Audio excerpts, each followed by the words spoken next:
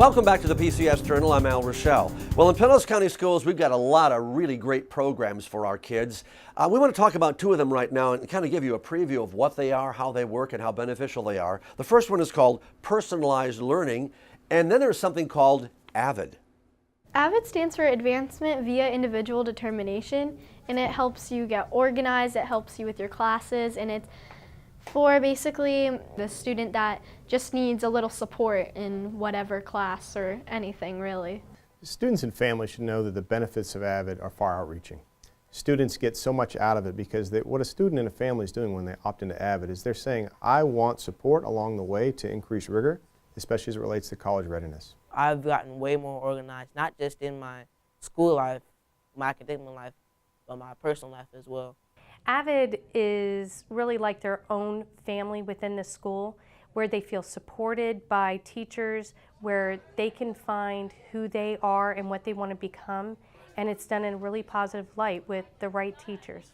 If you want to do good in life, it's good to be surrounded by teachers and students that also want to do good, and they'll help you get there, I promise. You always know that my AVID teacher cares. My AVID teacher is going to be there for me. AVID is a program that could make you go past your full potential and make you achieve greater things in life. I believe in AVID because I know AVID works. I believe in AVID because I know the skills that are learned in AVID can be transferred not only to other content areas, but also to life.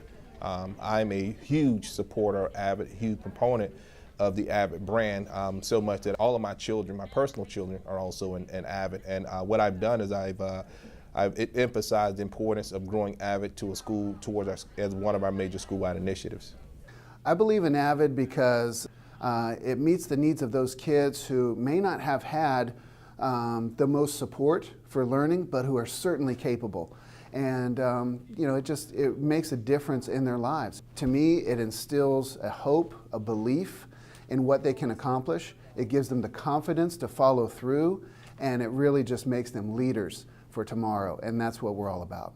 We're looking at persuasion speeches, TED Talks, and trying to persuade people that we need to try to incorporate more of their specific book or culture into the curriculum.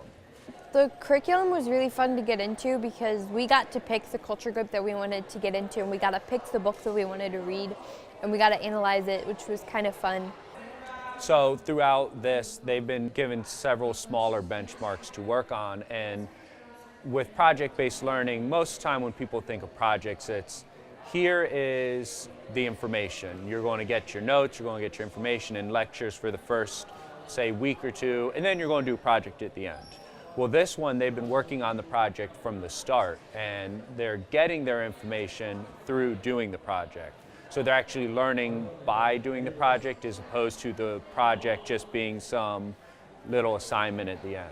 They do have this culminating event, which is this Instead Talk, where it is a large project, but it's a culmination of all the learning they've done throughout it. Now, on the other end of the spectrum, you get it? We've got some programs that are designed for our littlest learners, specifically as those learners transition, preschoolers and also those that transition into kindergarten. You know, we have pre-K in our public schools, and but we are just like a tenth of what is in the community. So the pre-K department has worked with the Early Learning Coalition, the Juvenile Welfare Board to come up to. We created this committee, and we meet regularly to figure out what's best for kids, right? So we figured out that we needed to have some sort of transition process for our kids coming from our pre-K classes, the community pre-K classes, to our kindergarten classes. So we've created, at this point, this committee has created a transmission form so that we can have the preschools, the VPK students from preschools around the community, and our pre-Ks as well, is going to fill out this form to pass on to the kindergarten teachers. So it'll give them information about how students are doing in their class and what the needs are, either socially, emotionally, cognitively, or physically, and pass it on to the kindergarten teacher. So they have information day one for when they come into the classroom. Oh, well, just think about a little 4-year-old, first day coming in, and some of them didn't even turn 5 yet, right? Coming into a kindergarten class in this big giant school, coming maybe from a preschool or even one of our schools where they're nurtured and taken care of, and then they're just step into this giant elementary school, and there's no, you know, they're scared and they don't know where to begin, and then the teacher, they don't know the teacher doesn't know them. So this form will help the teacher have like, you're Johnny, and you know, I know you love cars, or you love to play with blocks. And so it gives the student that comfort a little bit as they walk into that first day of school. And it gives the kindergarten teacher information before Johnny walks into school on him and his needs and strategies to help. So next steps on this. You guys think this is doable for? This is very good. Good. Glad to hear it. This is just the first step. We're talking about getting our preschools together in the community with our preschools and kindergarten teachers and do trainings. You know, there's lots of myths out there of what the expectations of kindergarten is, and we want to assure our teachers in preschool that, you know, they will be ready. They're ready to move on, and they're prepared. And you know, get rid of the myths and just do some training and get collaboration going with preschools and our kindergarten programs. And finally for you today, we've got another installment of what we call the IT Factor. It's a weekly online segment where we showcased outstanding teachers around Pinellas County Schools. Let's take a look.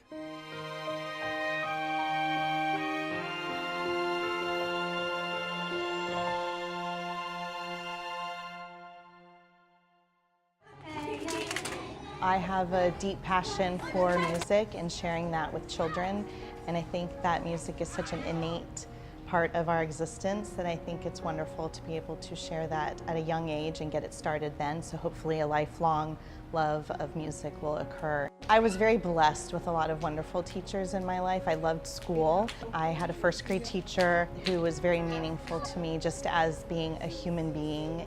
And then in high school, I had some amazing teachers, and my theater teacher was kind of like a father to all of us. And so really we wanted to excel, to make him proud, to make ourselves proud also. But he really made a huge impact on all of us. I think another element that I learned from him was to show that you are human. I think that's important also for your students to realize that you're a person and not just the maker of the rules or the enforcer of the rules or the teacher of the subject matter, that you are a human being. I think that we're human first. And I think that's something that I did take away from him that will stay with me forever. I love seeing the eagerness and the hunger that comes from students when you share new information. It becomes a little bit more difficult when it's math, so inspiring students to want to learn math becomes a challenge, but I enjoy making things easier and more comprehensible with the students.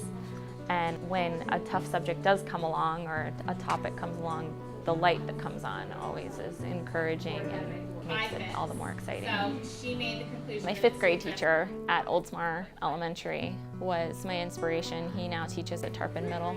He was energetic and excited to be with us every day. He always made learning fun. He was a math and science teacher and was always very encouraging to keep learning, keep moving forward and doing what you were passionate about.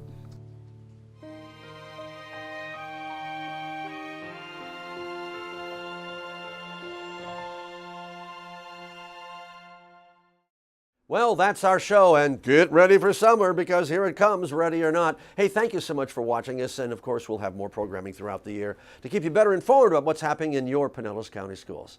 Have a great day, everybody.